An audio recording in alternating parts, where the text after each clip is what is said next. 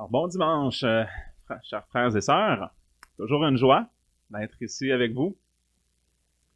Alors, pour débuter, on va commencer avec un petit mot de prière. Père éternel, Dieu Tout-Puissant, c'est vraiment un bonheur et une grâce, comme on l'a chanté ce matin, de pouvoir être rassemblés ici, en famille, en Église, pour te louer. Non pas seulement avec toutes sortes de chants et de cantiques, mais également te louer, t'adorer en recevant aussi ta parole. Alors puisses-tu, Seigneur, nous bénir tous et toutes ce matin, nous sanctifier par ta bonne parole, et que ton nom soit élevé, mon Dieu. Nous t'adorons. Amen.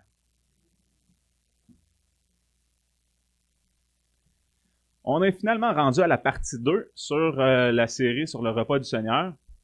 La première partie avait été divisée en 2 prêches. Et je crois qu'on va devoir diviser celui-là aussi en 2. Aujourd'hui, on va parler des éléments. C'est-à-dire les éléments qui composent le repas du Seigneur, c'est-à-dire le pain et le fruit de la vigne. Donc aujourd'hui, on va regarder probablement le pain et la prochaine fois, le fruit de la vigne. Mais pour commencer, on va faire une récapitulation de tout ce qu'on a vu lors des 2 premiers prêches dans la première partie. Nous avions vu que le repas du Seigneur est un sacrement. Et bien que nous utilisons le mot sacrement, nous n'adhérons pas au sacramentalisme des catholiques romains, c'est-à-dire que eux croient que tout s'opère en lui-même, ex opere operato, c'est-à-dire que le sacrement est efficace en lui-même. Pour nous qui sommes réformés baptistes, nous croyons que le sacrement est efficace pour donner toutes les promesses qui y sont attachées à celui qui reçoit par la foi. Je dois aussi spécifier que nous pouvons utiliser les termes ordonnance et sacrement de manière interchangeable. Aucun problème là. Mais que dans plusieurs dénominations, le terme ordonnance ne veut pas nécessairement dire la même chose que nous, là. Pour nous, ordonnance et sacrement, c'est la même chose. Mais pour certains, ils vont rejeter tout ce qui est attaché à la définition de sacrement selon la confession réformée, parce que pour eux, il n'y a aucune grâce qui est communiquée à travers le repas du Seigneur. C'est seulement un mémorial. Parlant de mémorial, ce n'est pas chose qu'on rejette. On croit qu'il y a une partie commémorative, un souvenir, qu'on se rappelle de l'œuvre de Christ à partir du repas du Seigneur. Mais ce n'est pas la seule chose. Il y a plusieurs autres fonctions et on va voir ça dans la partie 3. Donc, ceux qui adhèrent seulement à la définition d'ordonnance, eh bien, ils croient à la commémoration symbolique et il n'y a rien d'autre. Mais nous croyons à la présence spirituelle réelle du Seigneur Jésus-Christ à travers ce repas. Alors, on a communion avec lui, avec un vivant. Alors, ce n'est pas un simple rituel pour se souvenir de l'œuvre de Christ. Sans plus, il y a plus. Nous croyons que Jésus-Christ est réellement spirituellement présent, bien que nous affirmons que le pain et le fruit de la vigne que nous consommons demeurent en substance dans nos bouches entièrement du pain et le fruit de la vigne. Non pas comme la doctrine horrible catholique romaine de la transsubstantiation qui affirme que le pain et le vin sont littéralement, corporellement, charnellement transformés en le corps et le sang de Jésus-Christ. En résumé, le repas du Seigneur est un moyen de grâce et n'est pas un simple symbole. Alors, je le répète, le repas du Seigneur n'est pas un symbole. On se souvient de l'exemple de l'hôpital, avec la pancarte. La pancarte, c'est un symbole. Mais c'est pas là qu'on doit aller si on veut être guéri. Alors, nous ne devons pas aller attendre au pied d'une pancarte. On doit se rendre au véritable hôpital pour recevoir les soins. Et bien, de la même manière, plusieurs symboles ont été présentés dans l'histoire, sont servis dans la Bible pour nous pointer vers la personne de Jésus-Christ. Comme la manne dans le désert, que les Juifs ont mangé, mais ils sont morts. Cela pouvait préfigurer le véritable pain de vie venu du ciel, que Jésus a dit qu'il est le pain de vie. Mais la manne, ce n'était pas ça. C'était un symbole. Mais nulle part dans l'Écriture, la manne est déclarée être véritablement le corps de Christ. Mais lors du repas du Seigneur, Jésus a dit, en désignant le pain, « Ceci est mon corps », et en désignant la coupe, « Ceci est mon sang, le sang de la nouvelle alliance ». Dans Jean 6, Jésus enseigne que son corps est véritablement une nourriture et que son sang est véritablement un breuvage. Il n'a pas dit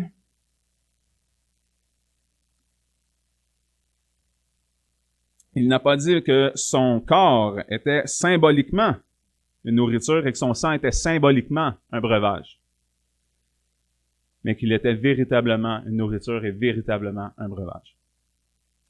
Alors, cet enseignement avait d'ailleurs scandalisé plusieurs disciples. Alors, il ne faut pas confondre, par exemple, les termes « véritablement » avec « charnellement » ou « corporellement ».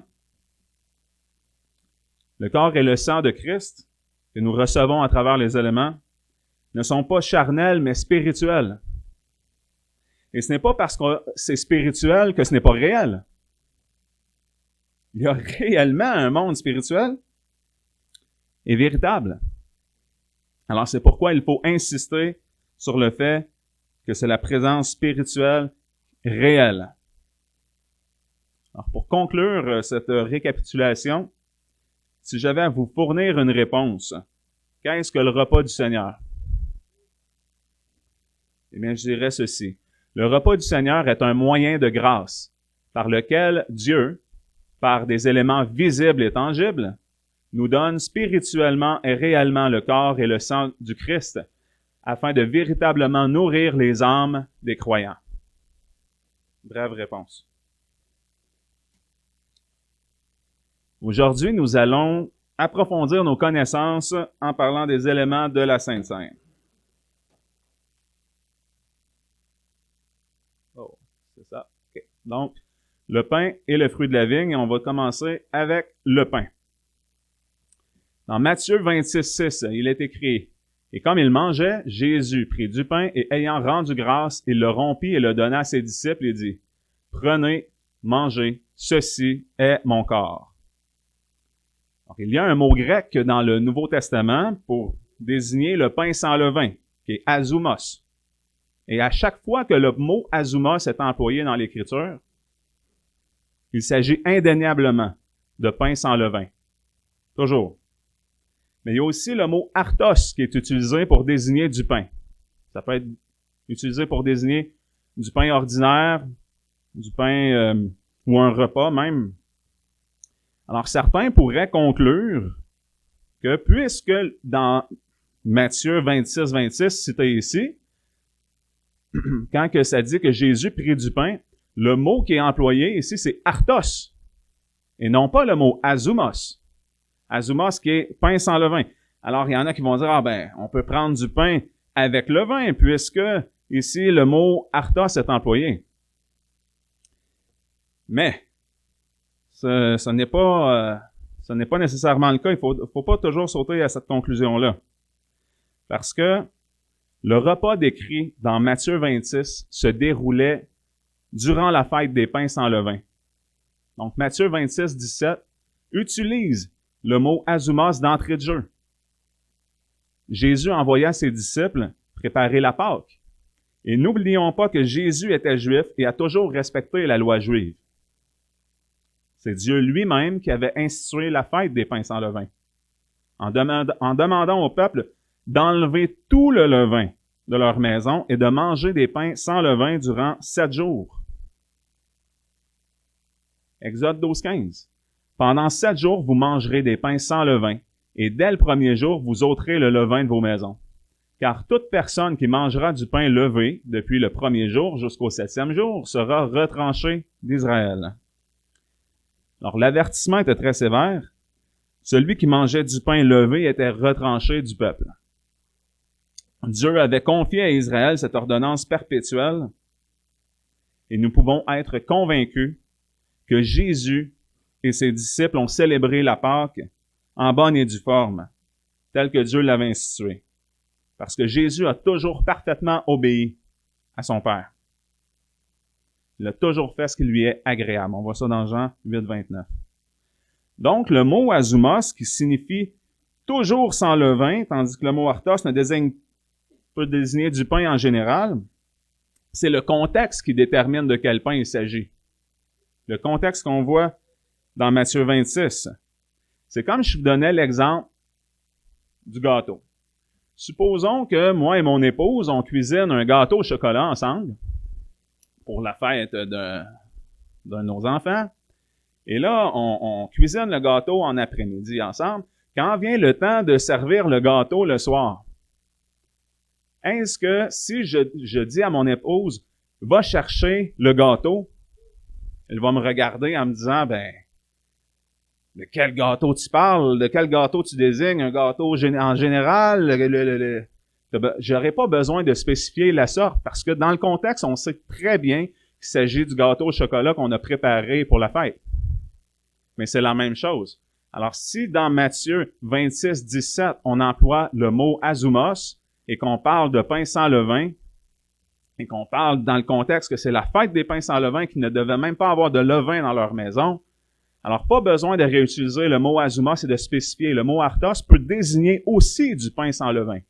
C'est juste que ce n'est pas toujours spécifique. Pareil comme le terme gâteau en général, on n'a pas besoin de spécifier que c'est un gâteau au chocolat.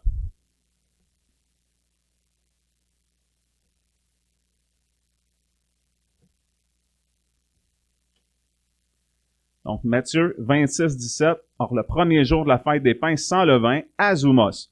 Les disciples vinrent à Jésus lui dire, « Où veux-tu que nous te préparions le repas de la Pâque? » Et c'est lors de ce repas-là que Jésus-Christ a institué ce qu'on appelle la Sainte Seine. Pour les Israélites qui avaient été délivrés du pays d'Égypte à la hâte, cela avait toute une signification, bien sûr. Mais qu'en est-il pour nous? Pourquoi est-ce que Dieu, qui est souverain sur toute chose, a fait concourir la mort de son Fils durant la Pâque? Pourquoi est-ce que cette institution du repas du Seigneur a eu lieu pendant la fête des pains sans levain? Qu'est-ce que ça représente pour nous? Il est clairement dit dans tous les écrits du Nouveau Testament par Paul que Jésus est notre Pâque. 1 Corinthiens 5, 7. Nettoyez donc le vieux levain, afin que vous deveniez une nouvelle pâte, comme vous êtes sans levain, car Christ, notre Pâque, a été immolé pour nous. Avant d'aller plus loin, on va regarder la signification symbolique du levain dans le langage biblique. Il y a une parabole sur le levain dans Matthieu 13, verset 33. Je vais vous lire. Le royaume des cieux est semblable à du levain qu'une femme a pris et mêlé à 3 mesures de farine, jusqu'à ce que toute la pâte soit levée. Alors ici, le Seigneur Jésus compare le royaume à du levain qu'une femme a pris et a mis dans 3 mesures de farine. Et à la fin, toute la pâte a levé.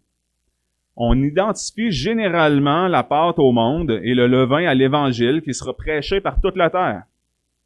La plupart des théologiens s'accordent pour dire que cette parabole nous enseigne le succès que l'Évangile aura sur le monde entier. Mais, selon certains commentateurs bibliques, cette interprétation est cependant contredite par l'Écriture, par l'histoire et par les événements courants. Dans la Bible, le levain est souvent employé figurativement comme étant une image du mal. Quand Dieu ordonna aux Israélites de supprimer tout le levain de leur maison, ils comprirent la leçon. Celui qui mangeait du pain levé, entre le 1er et le 7e jour de la fête des pains sans levain, devait être retranché du peuple. Jésus mit ses disciples en garde contre le levain des pharisiens et des sadducéens, contre le levain d'Hérode. Dans 1 Corinthiens 5, les versets 6 à 8, le levain est synonyme de malice et de méchanceté. Et Galates 5.9 l'identifie aux fausses doctrines. Donc, d'une façon générale, Le levain désigne soit un enseignement erroné, soit un mauvais comportement. Dans cette parabole, selon cette interprétation-là, Jésus met donc ses auditeurs en garde contre la puissance du mal qui s'infiltre dans le royaume. La parabole du grain de sénévé montrait le mal installé dans la forme extérieure du royaume et celle-ci souligne la corruption agissant à l'intérieur. C'est une interprétation qui est un peu controversée de ces deux paraboles-là, mais qui est plausible. Parce que Jésus n'avait pas donné les explications sur ces deux paraboles-là. Selon le commentaire de MacDonald, un théologien, dans cette parabole, la farine représente la nourriture du peuple de Dieu, telle qu'il la trouve dans la Bible. Et le levain désigne toute mauvaise doctrine. La femme est une fausse prophétesse qui enseigne et séduit, comme dans Apocalypse 2:20. Et la Bible interdit aux femmes d'enseigner dans l'Église. Mais certaines se sont néanmoins attribuées une compétence théologique et ont dénaturé la nourriture du peuple de Dieu par leurs hérésies destructrices. Une autre image de la femme est reliée à la Babylone mystérieuse, en l'Apocalypse, avec les fausses religions et Rome, qui est l'ancienne capitale politique et religieuse, et elle fut l'endroit où la tour de Babel fut entreprise et marque le début du royaume de Nimrod. Elle est une image de corruption et peut représenter la chrétienté apostate, c'est-à-dire qui est déchue de la vraie foi. Sur ce propos, le pasteur presbytérien J.X. Brooks a déclaré « À ceux qui s'objectent que le Christ n'aurait pas comparé le royaume des cieux à quelque chose de mauvais, il suffit de répondre qu'il a pourtant comparé le royaume à ce qui englobe à la fois l'ivraie et le froment, à ce qui englobe à la fois les bons et les mauvais poissons, et qui va même jusqu'à inclure un méchant serviteur ainsi qu'un homme non revêtu de l'habit de noces, et qui fut donc perdu. » Alors, la parabole du levain a été diversement interprétée. Certains commentateurs ont cru y voir une image de l'influence envahissante de l'Évangile qui, d'une façon parfois cachée, pénètre dans tous les milieux, sur la terre entière. Et il se pourrait fort bien que ça soit la bonne interprétation. L'interprétation la plus répandue, je tiens à le mentionner, la majorité des commentateurs adhèrent à cette interprétation-là, une interprétation plus positive, là, que c'est l'Évangile envahissante dans toute la terre. Mais ce n'est pas unanime. D'autres remarquent en dehors de Matthieu 13, le levain est plus souvent qu'autrement un symbole du mal. De même que l'ivraie est mêlé au froment jusqu'à la moisson, le levain met dans la farine un ferment de corruption qui ira en augmentant jusqu'à l'apostasie et au jugement final. Cette interprétation de la parabole du levain, elle peut être débattue. Et je vous assure que la conclusion de mon prêche ne dépend aucunement de l'interprétation de cette parabole-là. Alors que vous adhériez à une interprétation ou à l'autre, ça ne changera absolument rien sur la suite de l'enseignement. Donc, l'expression « jusqu'à ce que la pâte soit toute levée » ne signifie pas nécessairement que le monde entier sera gagné par l'Évangile, puisque le Christ et les prophètes annoncent exactement le contraire. On le voit ici dans plusieurs versets. Exemple, Luc 18, Jésus lance cette question. « Mais quand le Fils de l'homme viendra, trouvera-t-il la foi sur la terre? » 1 Timothée 4:1. L'Esprit dit expressément que dans les derniers temps, quelques-uns se détourneront de la foi, s'attachant à des esprits séducteurs et à des doctrines de démons. Ou encore dans Luc 17, versets 26 à 30. Et ce qui arriva au temps de Noé arrivera de même au temps du Fils de l'homme. On mangeait, on buvait, on prenait, on donnait en mariage, jusqu'au jour où Noé entra dans l'arche. Et le déluge vint, qui les fait tous périr. C'est encore ce qui arriva du temps de Lot. On mangeait, on buvait, on achetait, on vendait, on plantait et on bâtissait.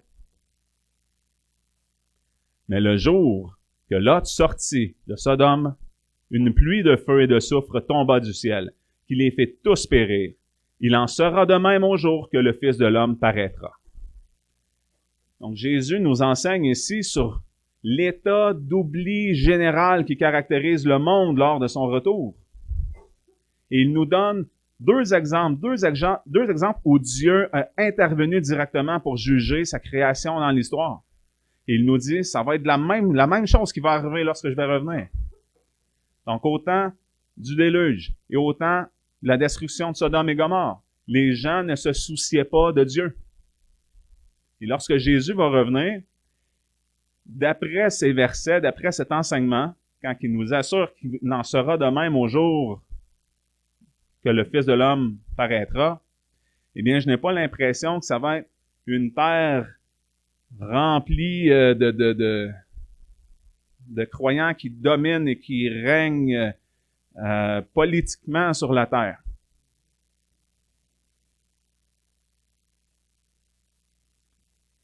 La parabole du levain, c'est-à-dire que, en général, le levain désigne le mal. On peut peut-être avoir diverses interprétations sur la parabole de Matthieu 13, mais on s'accorde tous pour dire que, de façon générale, ailleurs, partout dans l'Écriture, le levain désigne le mal. Le prophète Amos, lui, va même jusqu'à se moquer en rapport en rapportant les paroles de l'Éternel qui provoquent en dérision les gens à pécher davantage en offrant des sacrifices d'action de grâce avec du pain levé. En leur disant que c'est ça que les fils d'Israël aiment faire plutôt que de s'humilier et de retourner à Dieu. On va lire le passage en Amos, chapitre 4, versets 4 et 5. Allez à Béthel et péchez à Gilgal et péchez davantage. Apportez vos sacrifices dès le matin et vos dîmes tous les 3 jours. Faites fumer vos offrandes d'action de grâce avec du levain. Proclamez les offrandes volontaires et publiez-les, car c'est là ce que vous aimez, enfants d'Israël, dit le Seigneur, l'Éternel. C'est vraiment comme pour les provoquer en dérision, parce que c'était clair, la loi était claire au sujet des oblations offertes à Dieu. Il ne devait pas y avoir de levain. À l'exception des offrandes avec des gâteaux de pain levé, avec le sacrifice d'action de grâce et de prospérité qu'on voit dans Lévitique 7.13. Mais cette nourriture, avec des gâteaux levés, était destinée aux prêtres et non pas à passer sur l'autel par le feu, parce que le levain y était interdit.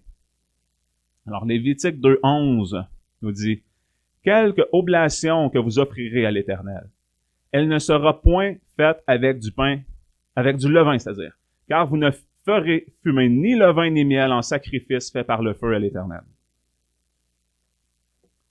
Deutéronome 16.3. « Tu ne mangeras point de pain levé avec la Pâque. Pendant 7 jours, tu mangeras, en la célébrant, des pains sans levain, du pain d'affliction, car tu es sorti à la hâte du pays d'Égypte, afin que tu te souviennes tous les jours de ta vie, du jour où tu sortis du pays d'Égypte. » Exode 34, 25. «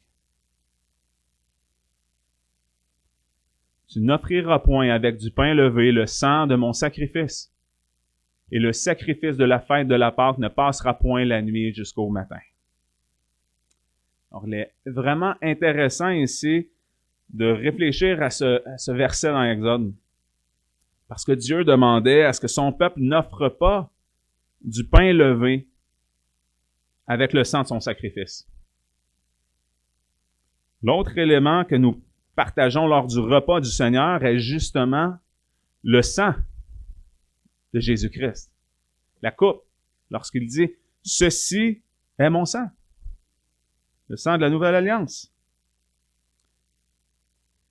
Alors, puisque justement Jésus-Christ est le véritable sacrifice qui accomplit tout le système sacrificiel de l'Ancien Testament qui était là pour nous pointer vers Christ, eh bien, ça serait, moi, je trouve un peu étrange de mélanger le levain avec le sang du sacrifice.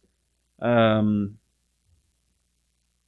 qu'on sait que Jésus s'est donné lui-même en sacrifice pour nos péchés?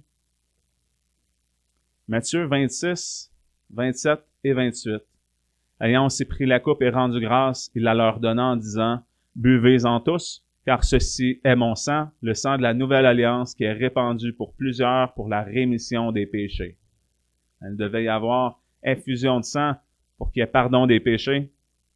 Et le sang de Christ a réellement coulé à la croix Alors, ce serait ironique de mêler du pain avec le vin avec le sang de Christ dont le corps fut offert en sacrifice expiatoire. Et n'oublions pas qu'il s'agit du sacrifice parfait de Dieu et offert par Dieu. Mais pourquoi donc Dieu interdisait que le pain levé soit offert avec le sang de son sacrifice? Pour mieux comprendre l'ampleur de tout cela, nous allons regarder quelques passages qui nous parlent du levain et du sacrifice de Jésus-Christ. On va commencer dans 1 Corinthiens 5, les versets 5 à 8. Il ne vous sied pas de vous glorifier. Ne savez-vous pas que un peu de levain fait lever toute la pâte? Nettoyez donc le vieux levain, afin que vous deveniez une nouvelle pâte, comme vous êtes sans levain. Car Christ, notre Pâque, a été immolé pour nous. C'est pourquoi, célébrons la fête, non avec le vieux levain, ni avec un levain de malice et de méchanceté, mais avec les pains sans levain de la sincérité et de la vérité. Paul compare ici le péché à du levain dans une pâte, c'est-à-dire un micro-organisme, un champignon aux propriétés fermentatives. Mélangé à de la pâte, le levain y fermentera et la fera lever ou gonfler. Ainsi, un petit peu de levain change tout. Dans la Bible, le levain symbolise souvent le péché ou le mal. On voit ça dans Marc 8, 15. Paul mentionne deux péchés dans l'Église de Corinthe, c'est-à-dire l'orgueil et l'immoralité. L'immoralité sexuelle, je spécifierais même. De même qu'un peu de levain fait lever toute la pâte, ainsi ces deux péchés se répandent dans toute l'Église et la souille. On se souvient, quand il apprend qu'un homme avait commis un odieux péché avec la femme de son père, il dit, moi j'ai déjà jugé, la prochaine fois que vous assemblez, vous le mettez dehors. Jacques 2,10, car quiconque aura observé toute la loi, s'il vient à pécher dans un seul point, devient coupable de tous. Donc, le levain représente le péché, le mal, la corruption. Et comme un peu de levain fait lever toute la pâte, un seul péché est assez grave pour nous priver de la présence de Dieu. Adam et Ève ont péché une fois dans le jardin d'Éden et ont été chassés de la présence de Dieu. Il nous fallait un sacrifice parfait pour nous réconcilier à Dieu.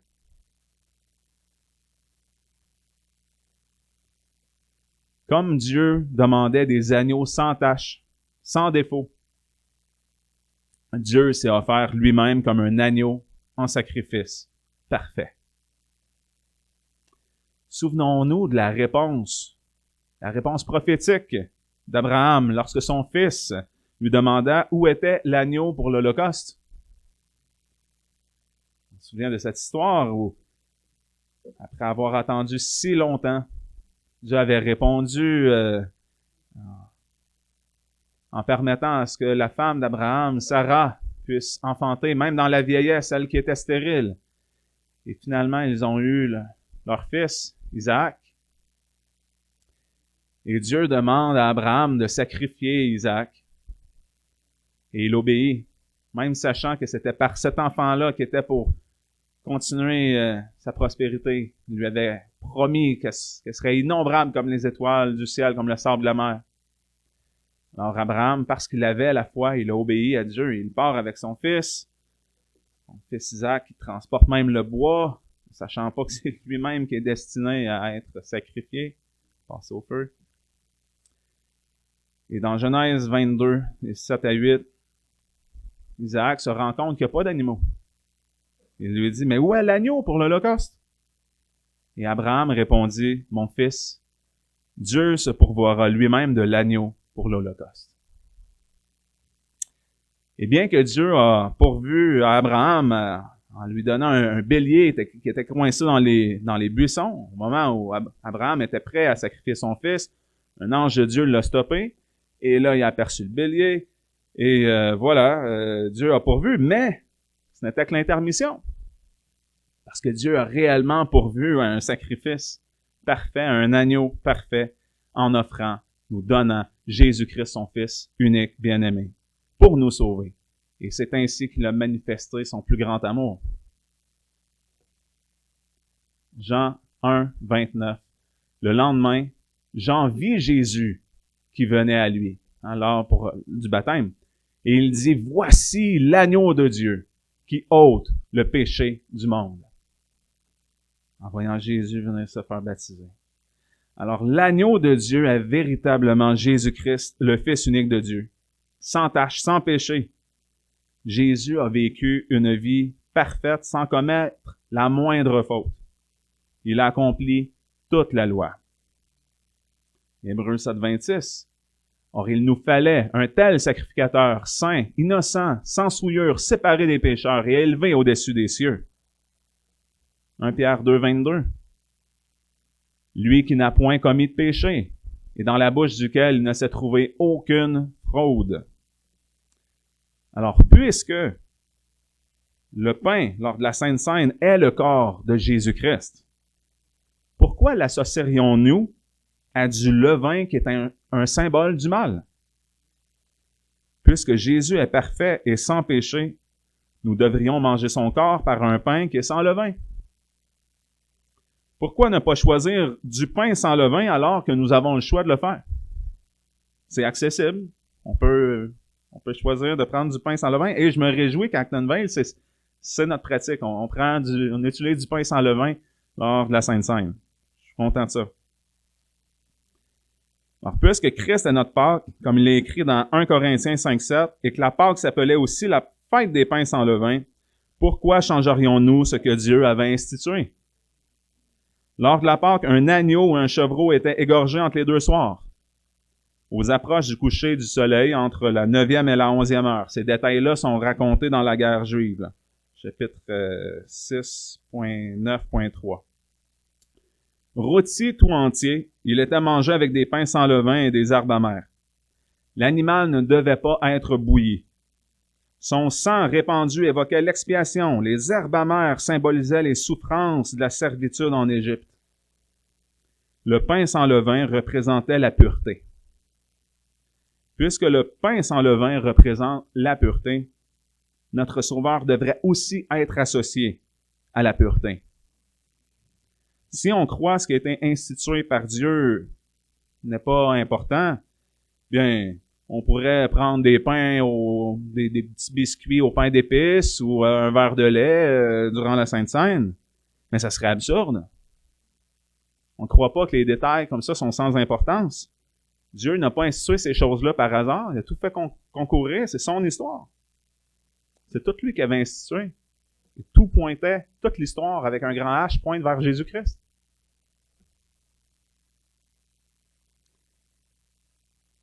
Alors, puisque Christ est notre Pâque, comme Paul nous le dit, et que la Pâque, hors de la Pâque, le levain est interdit, je comprends pas les raisons de vouloir introduire du levain dans notre célébration eucharistique pour commémorer notre Pâque, Jésus-Christ. Ce que la parole de Dieu dit, nous devons le croire. Jésus-Christ déclare que ce pain que nous rompons lors de la Sainte Seine est son corps. Ce sont ses paroles. Ceci est mon corps. Alors, à quoi est-ce qu'on veut l'associer? Si les Israélites peuvent se rappeler leur délivrance de l'esclavage en Égypte, ô combien devons-nous nous rappeler notre délivrance, la délivrance de l'esclavage du péché et la réalité de notre vie nouvelle. On se rappelle de Romains 6. Lisons Exode 12, versets 11 à 15. Et voici comment vous le mangerez. Vos reins sains, vos souliers aux pieds et votre bâton à la main. Et vous la mangerez à la hâte. C'est la Pâque, le passage de l'Éternel. Cette nuit-là, je passerai dans le pays d'Égypte, et je frapperai tout premier-né dans le pays d'Égypte, depuis les hommes jusqu'aux bêtes, et j'exercerai des jugements sur tous les dieux d'Égypte. Je suis l'Éternel. Et le sang vous servira de signe sur les maisons où vous serez. Je verrai le sang, et je passerai par-dessus vous. Il n'y aura point parmi vous de plaie de destruction lorsque je frapperai le pays d'Égypte. Et ce jour-là vous sera en mémorial, et vous le célébrerez comme une fête à l'Éternel, d'âge en âge. Vous le célébrerez comme une ordonnance perpétuelle. Pendant 7 jours, vous mangerez des pains sans levain, et dès le premier jour, vous ôterez le levain de vos maisons. Car toute personne qui mangera du pain levé depuis le premier jour jusqu'au 7e sera retranchée d'Israël.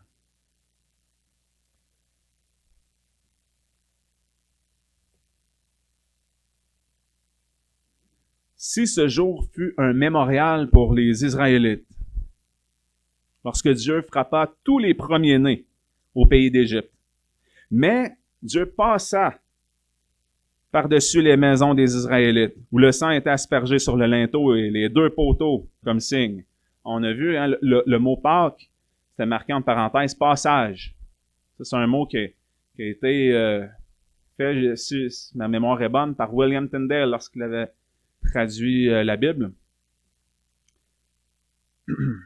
Pour bien représenter ça dans notre langage à nous.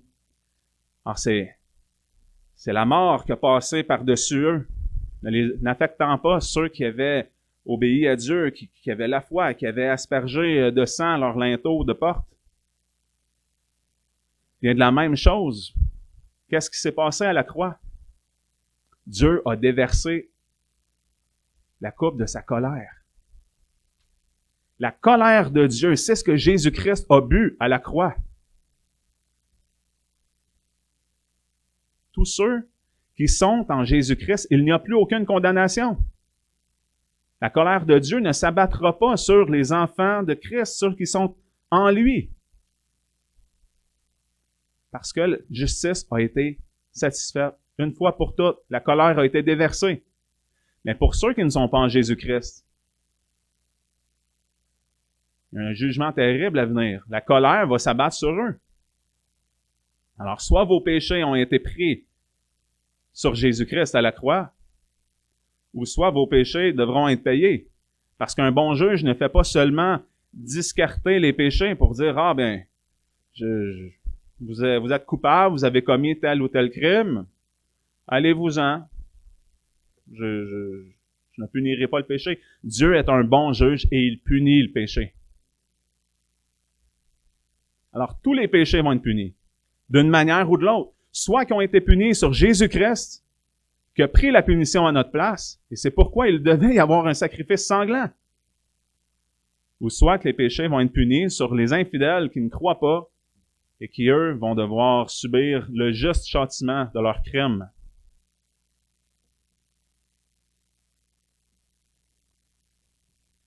Alors, pour nous, contrairement aux Israélites qui se commémorent leur délivrance d'Égypte, on peut se souvenir de ce jour où Jésus versa son sang à la croix pour nous racheter. Comme Dieu n'a pas frappé les Israélites qui avaient aspergé leurs linteaux et leurs poteaux avec du sang, Dieu ne déversera pas sa colère sur ceux qui ont part à l'aspersion du sang de Christ. Alors rappelons-nous que le pain que nous rompons est la communion au corps de Christ. Jésus-Christ est vraiment ressuscité. Et il est ressuscité en chair et en os. Pardonnez-moi, j'ai oublié d'accélérer le... Voilà. Alors maintenant que le corps du péché est détruit, ne soyons plus asservis au péché. Que le pain que nous rompons nous remémore ces vérités importantes. Je vais faire une petite récapitulation de ce qu'on a vu jusqu'ici. Donc, l'élément du pain est déclaré être le corps de Jésus-Christ lors du repas du Seigneur. Matthieu 26, 26, « Ceci est mon corps ». Le mot « azumos » en grec désigne toujours sans exception, du pain sans levain, tandis que le mot artos peut désigner n'importe quel pain, y compris le pain sans levain. On se souvient de l'exemple du gâteau. Dans le contexte du repas du Seigneur, il est clair que le pain qui était utilisé était azumos sans levain. Le levain est presque toujours utilisé pour représenter le mal lorsqu'il est employé figurativement dans la Bible. Et là, je dis presque toujours. On sait que la parabole du levain peut être interprétée différemment. J'en fais pas de dogme là-dessus. Là. La loi juive interdisait que le levain soit utilisé lors d'un sacrifice à l'Éternel sur l'autel. Et puisque Jésus est notre Pâque, qu'il est le sacrifice parfait et sans péché, nous utilisons des pains sans levain lors de la Sainte Seine. Et là, puisqu'il reste encore beaucoup d'enseignements, parce qu'on n'a même pas abordé le fruit de la vigne encore, eh bien, je pense que je me réserverai ça pour un prochain dimanche.